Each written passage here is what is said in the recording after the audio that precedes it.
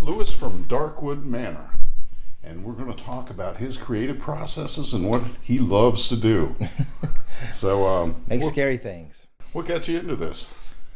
Well, I've always been into Halloween and science fiction stuff up until probably about 20 years ago. That was just something that was a hobby, and then someone asked me to do a party for them to create to raise money for a Relay for Life kind of thing or something like that. And I went on the internet and looked to see what people were doing in the ways of building new props and stuff like that. And I was like, and I saw that haunted houses had become a different thing, because when I was a kid, haunted houses were black plastic and bowls of wet spaghetti and stuff like that, and it was nothing major. But when I saw that over the years that I had not been to a haunted house, they had become these really interactive, fully immersive environments that people were creating. And I was like going, wow, I want to try that. So the next year after I did the party, I started building props to do a haunted house, and I've been doing it ever since. So. Awesome. What'd you do before that? Well, I got my degree in art. I lived in Santa Fe for about 4 years, and I moved back here, and I was running the Hamilton Temporary Placement Service. It was a temp company, and I did that for 10 years until about 2008 or 2009 when the economy fell apart, and then that job kind of fell apart. So that was it. And then the haunted house has been ever since then. Well, I know a lot of my friends come out here from the city, DC area, Northern Virginia, Maryland. I get some family in California. They come out here once in a while. Yeah. And I had one friend come in late last year from London, and he had heard about this. Yeah. So it's pretty popular. Yeah, that's a really odd thing about, especially I get people from all over the country. I mean, Little Ray's a tourist town, so we get people in here especially during the fall season, and they kind of pick up on that Darkwood's going on, and they come to see it. And I've had people who actually keep planning their trips to come back here just to see Darkwood that time of year. But the strange thing about England is there is some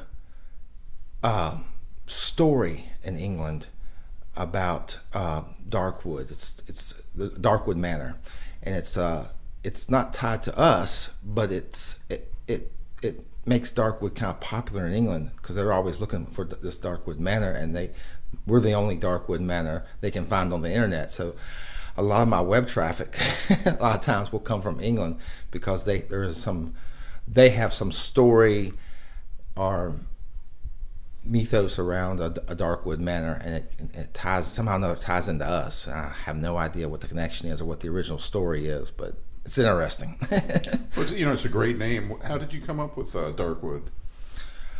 I'm not 100% sure. I think what it was, the original concept came from my wife had a picture when she was a kid with her mother and father in one of those old photo booths where they were dressed up like gangsters, or not gangsters, but Western pioneers. And her dad had a gun and holding a cowboy hat. And I was just looking at it like that, saying, what can I do to create a story around this? So I basically create this character, his backstory. His name was Leroy Wood to begin with, and then he changed it to Darkwood because he kind of became a villain. And it's a long story, but that's basically how I came up with it. I was just riffing off the picture. I read something on the website. It said that what was it, Ed Darkwood or something, had 13 unreleased movies. Is that a story you made up, or is that true? Yeah, no, it's all totally completely fictional. So what we do every year is we change the theme every year. So the basic story is around the Darkwood family. The Darkwood family built Darkwood Manor, and everything kind of stems from that. So each year we do a different story or a different theme, and create different characters around that theme. Like for example, Ed Darkwood was like a cousin or something who at one time had inherited the house, and he was like a failed filmmaker, kind of like, in the vein of Ed Wood, who did Plan 9 from Outer Space and all that stuff. So we had Ed Darkwood, and we did an Ed Darkwood story 11 years ago. It was the first Ed Darkwood story, and it was all movies that he made during the 50s. So it was all kind of B horror movies and stuff. So each room was based on one of his films. So last year, what we did with Ed Darkwood was we did his 80s collection. So he come back in the 80s and made some really bad. Now all of his movies were rip-offs, basically, of other 80s movies. So instead of Ghostbusters, he did a movie called Phantom Watch, and instead of Children of the Corn, he had Children of Gourd. So it was all kind of like, so you went through Darkwood last year, and so each room was based on one of his movies. And it was like semi-recognizable. It's like, if you in the 80s horror, you'd recognize the trope of what was there, but it was all kind of still different enough to be unique, but it wasn't ripping off. We don't do a lot of films. Take from any kind of film stuff. A lot of haunted houses. You'll have Jasons and Freddys and all that stuff, and film characters. We create everything is original. No, wait a minute. I see behind you. You got the. It looks like the Doctor Who time travel box. Well, so now that's not inside. That's outside the haunted house. We set that outside just for the fun of it. Yeah, we have a one of the guys that works here loves to create big props. He created our carriage hearse out there, and then I think year before last, I said, let's build a TARDIS. This is because we wanted one. That's awesome. Yeah, so it just sits up front for a photo op.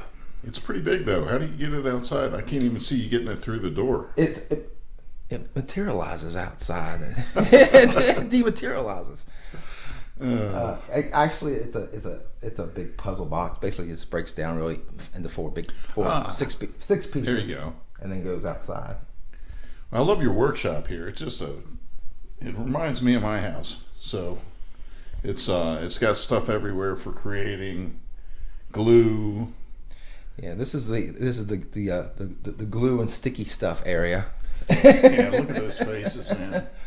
Yeah, we create all the mask and costume stuff ourselves. Now, there's some things we buy, but most of the stuff we create ourselves. And I start usually around January, February, and I come in here and start sculpting new masks.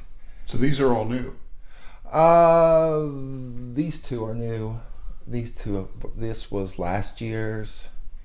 That was last year, and then the tree trunk guy has been around for a while. I just had to move. I got some mini masks. If you want to go to the other side, I can show you. There's tons, and I've got tons. I keep packing them away because we usually make a bunch per year, and then of course I don't like selling them or getting rid of them. I do sell some original. I do sell stuff. I do custom stuff for some people, but stuff that I use for Darkwood, I usually kind of reserve it for Darkwood, and I just don't want to see it in other places. Is this like super secret, these two, until the launch? Yeah, these are pretty. You don't want people to see that before. Yeah, I wouldn't. I don't. Yeah, what are those real teeth or what? Is it rubber? Those are fake teeth. Okay, so they're hard. Yeah. So what I did was I sculpted this, and I sculpted the teeth into the piece, and then when I molded it, I pulled the teeth out, and made the mold, cast it in the silicone rubber, and then I stuck the teeth back in. It looks great. Yeah. And I really like this one.